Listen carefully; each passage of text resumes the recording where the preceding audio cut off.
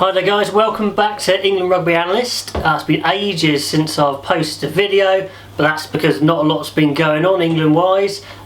So what I'm doing is posting a little filler video until the Six Nations, because quite a lot's happened politically, new coach, etc. We'll have a little look at the players that have played in the Premiership and the European games for England, the English teams I mean, and just have a little look where England might be going, how they might look in the Six Nations.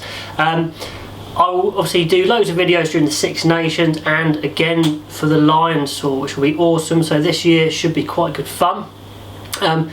Firstly, thank you very much to everybody who subscribed and commented during the World Cup videos. That was a lot of fun.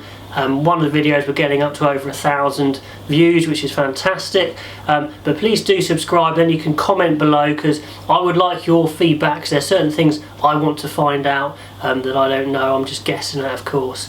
But if you like rugby analysis, and if you like different sort of comments that you don't get on the mainstream media, then please subscribe and share this with friends so we can keep building this base. Okay, so first of all, Stuart Lancaster's gone. I knew he would, well, no he would, but I said he would, didn't I? So I got that one right. Yeah, I think he lost the trust of the players a little bit with some of the mistakes in the World Cup, and he's not a bad coach overnight. And the other three coaches who have now left as well, they're fantastic coaches, I wish them well, but you just got to have a clean slate really. After the disaster of the World Cup, you just got to have a clean slate. So in comes Eddie Jones, someone who I'm very excited to see working for England. I like him for a load of reasons. Firstly, because he will play the way he thinks England will win. He's not got a certain way that he always plays. It's not going to be Gatland ball like Warren Gatland plays the same way. He should adapt to the English players. And I see it being a big England pack with loads of really good forwards and a smaller but quicker, more ball playing backline, which I think will be really interesting to see how he plays, how he goes with his tactics. One thing he says straight away is set piece is king. So he's going to do the right thing. Brought in Borthwick to work on the line outs. Start with a solid set piece, and I would suggest don't expect fireworks this year in the Six Nations. He just wants to be getting nice and solid. The positives though is he's got so many good young players. You've been watching the Premiership and the European games, and the English teams have been really going well. Lots of young English talent there. Loads of them who already have England caps as well. Two big problems, and please comment if you agree or disagree with that. The smaller problem I think is 7, and I say it's smaller because I see Will Fraser there as the heir apparent. I think he should go straight in at 7. And there's a couple of other young guys kicking around there like Clifford, who I'll be interested to see how they go. So I can see a path there for 7 with Rob Shaw contesting 6 along with a couple of other guys. The big problem I see is Luther Burrell and Barrett are still the only options at 12 I can see. They're both decent players, but are they going to win you a World Cup come 4 years? I don't think so. I was going to suggest Slade would be the long-term 12 as a ball-playing 12. He'll bulk up a little bit. That could be cool. But he's broken his leg badly and we just don't know how that's going to go. I wish him well with that. So please comment who are the 12s I need to be looking at, because I have not seen them. Maybe they're not there. I don't know. 13's awesome though. You've got Jonathan Joseph, Elliot Daly, and maybe even Jack Noel.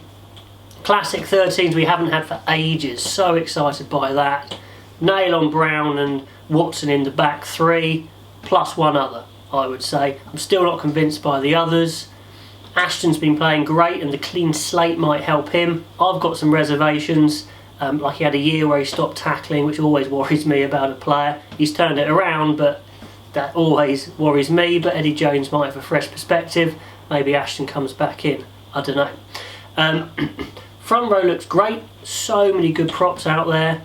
Surely England, if they get their coaching right, should do really well in the front row. One people have been saying to me is, what do you think about Dylan Hartley as the captain?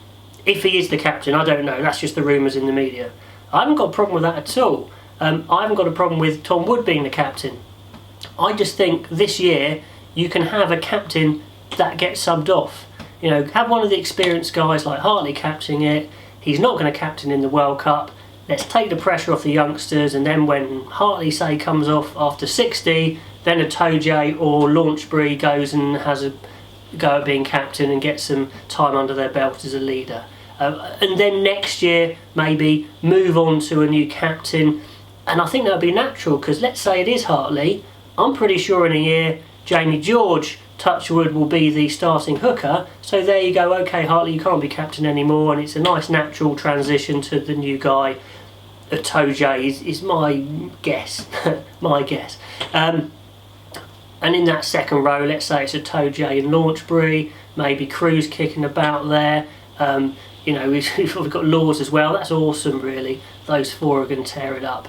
But I think probably one of the captain's going to come from that second row eventually. So don't worry if it's Wood or Hartley. I think that's just part, you know, a stopgap, if you like, and that will soon change. But he wants to get off to a solid start, Jones. So yeah, really, my gut feeling is that England have got a really young squad. There's a bit of experience there. Give them a year to bed in, and I generally think there could be fireworks come next year. The Lions tour will go off. If England tour, which they probably will, I haven't checked the dates. You can take a load of youngsters.